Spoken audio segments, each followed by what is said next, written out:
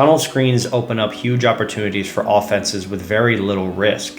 They allow you to get the ball to your fastest athletes in space, and when it's blocked well, you'll often see these go for big gains or easy touchdowns. Today, we're gonna jump into the basic design of tunnel screens so you can easily implement them into your offense. And just like every other concept in football, there's a million different ways you can set it up, but there's always a few things that are in common anytime you run a tunnel screen. So let's get into the diagram and break it down. So I wanted to start with this blank diagram here so we can actually walk through it one by one. What you need to have for any tunnel screen. You need to have a couple different things. First of all, in this case, what we're gonna have is everybody stepping to the play side first, and we're gonna sell inside zone. I'll show you a clip of this when we look at the all 22 film. And then after they sell their first step, this is gonna be an important part, right? Because we wanna make sure that these guys commit to the run. We want them to think run, okay? Same thing with these backers if possible. Then we're gonna break and we're gonna run and kick out. So we need to have three different major types of blocks here. One is gonna be a kick out. That's gonna be our kick out block here. This is gonna be the alley.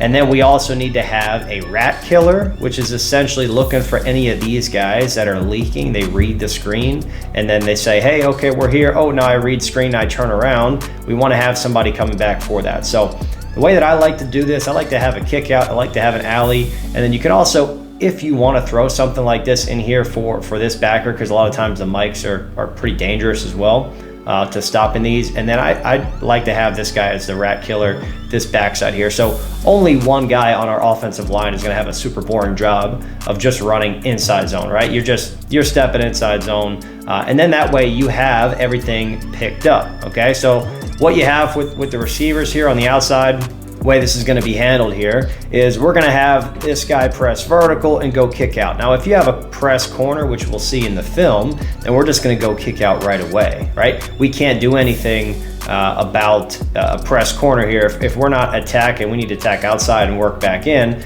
But if he's pressed, we can't go vertical. We don't have the time, right? We need to get there immediately.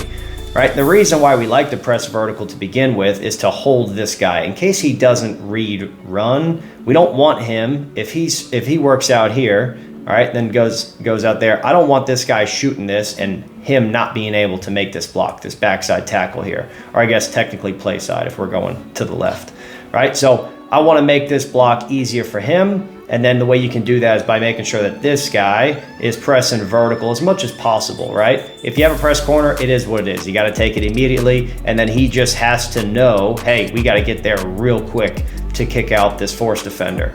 And then we have the alley, we have our looking in guy, and then we have a rat killer. So here's the full play, right? You could even have the running back on this side fake a little inside zone. This is the way that the Dolphins are going to do it in the clip.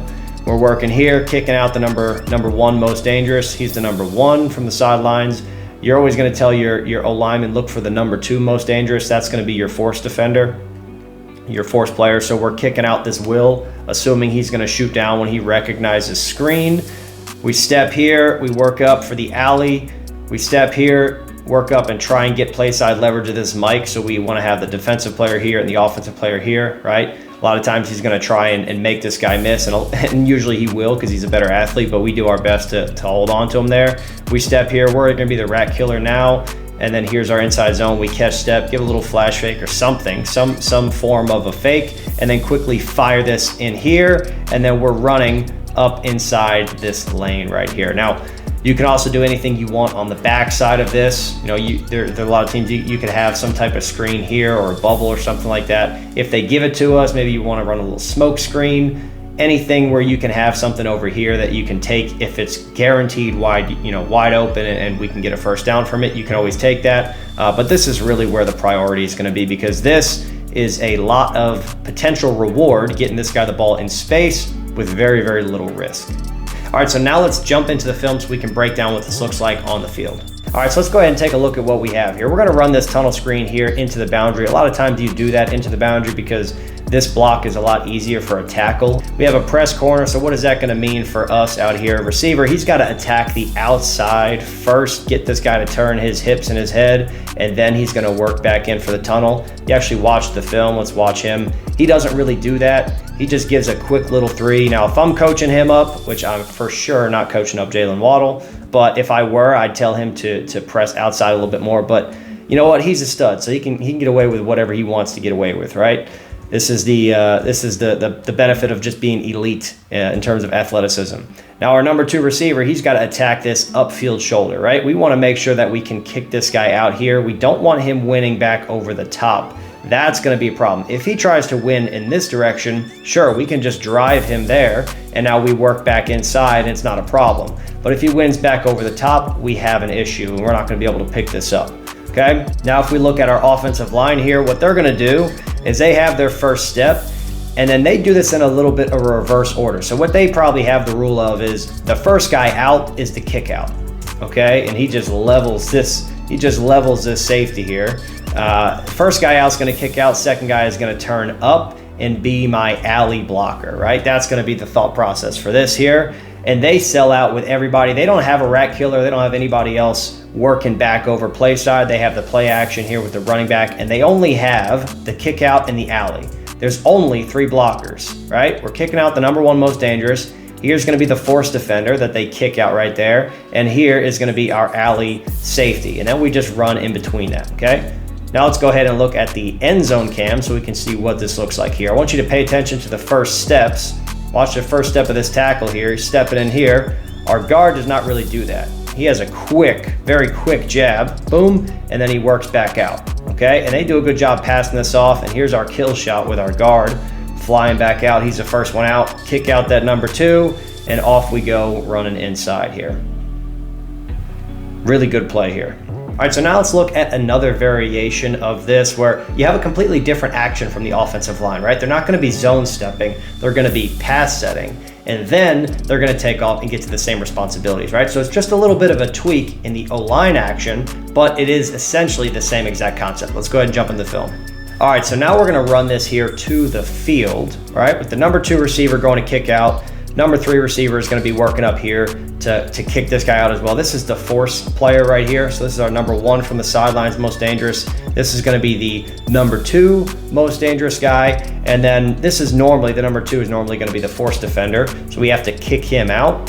He ends up pressuring. If you have a pressure, one very important note, if you have a pressure here, leave it, right? Don't let your guys, a young tackle might see this and say, oh, I got to take this. Right? No, let him pressure. He's taking himself out of the play. Okay, quarterback's going to see that. He's going to be able to throw around it. Easy completions here anyways. Now you just continue up to your next guy. Right? So what we have here is we have a kick out taking the proper leverage here. Right? Offensive player here, defensive player here. We're kicking this guy out in this direction. All right, we have the same thing right here. This is going to be our alley player. Right? Our first alley player is going to be that tackle.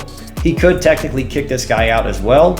And then he would potentially be our first alley player. And then this could be the rat killer or looking in, right? You can teach this as look out, look up, and look in, right? That's one way you can also handle that.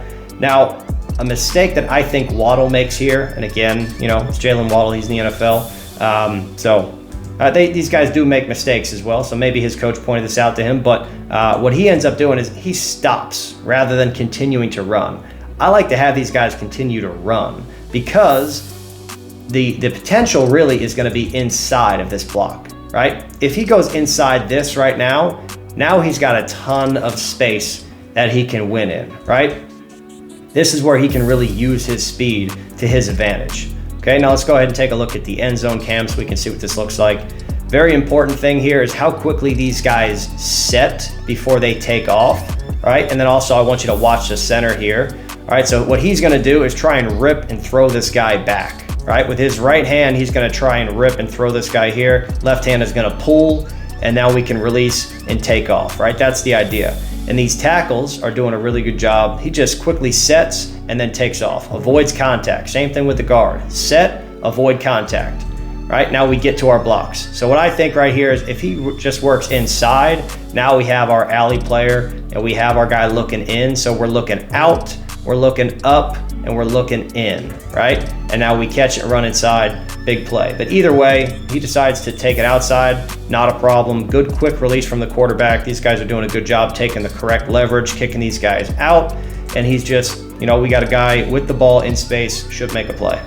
Now, I want you to keep in mind that there's only two different ways you can run this concept. When you factor in different formations, motions, different backfield actions, different first steps for the offensive line, you can run these tunnel screens in a ton of different ways. The only thing that you need to do is make sure that your players understand their roles within the blocking scheme, and you can design it however you'd like. Now, if you want to learn more about concept design specific to the pass game and how coordinators set up different pass concepts, I have another video that you can click on right here. Check that out. Thanks for watching. I'll see you guys in the next one.